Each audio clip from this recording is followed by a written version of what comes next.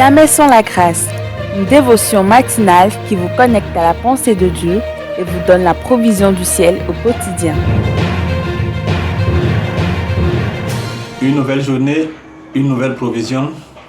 Bienvenue encore dans votre dévotion de ce matin, fidèles auditeurs de Jamais sans la grâce. Merci pour votre fidélité à l'écoute de la parole de Dieu. Et nous croyons que Dieu va continuer d'agir.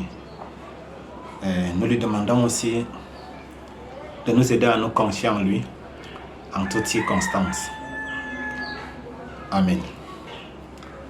Alors ce matin, j'aimerais que nous lisions un verset dans Proverbe 16 au verset 20 où il est écrit: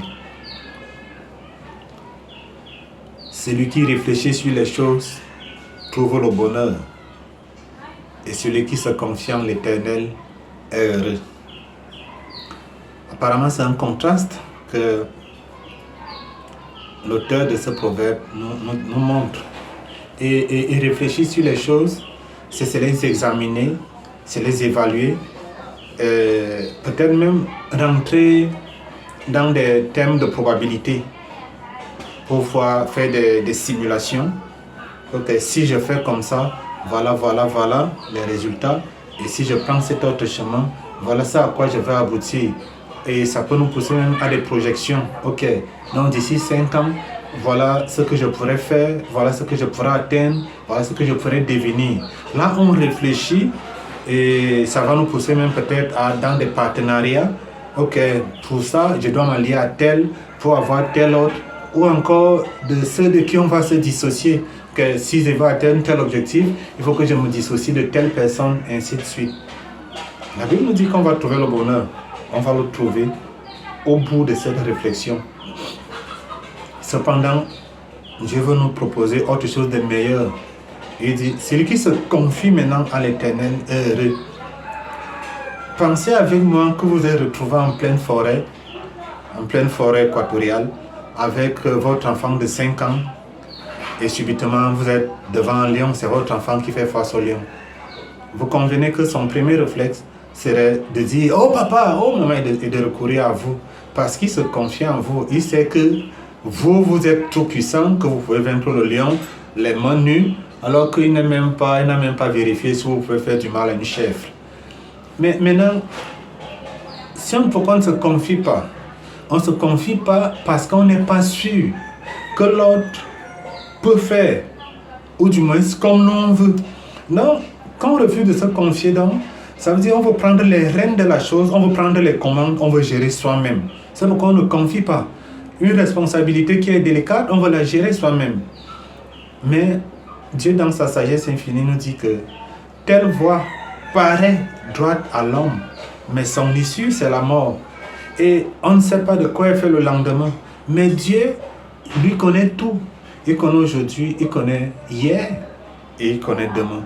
C'est pourquoi aussi il nous a montré de toutes les manières sa force de frappe, sa résilience, sa grandeur, son immensité.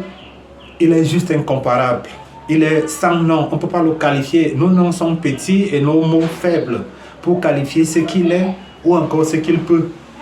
Mais dans tout ça, il nous invite à nous confier en lui, même pas en nous. Parce que la Bible nous dit que maudit soit l'homme qui se confie en l'homme. Et Dieu nous demande de faire quoi? De nous confier en lui.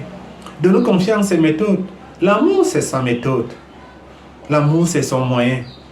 Et les chemins de Dieu sont donc aussi sans limite, comme l'amour.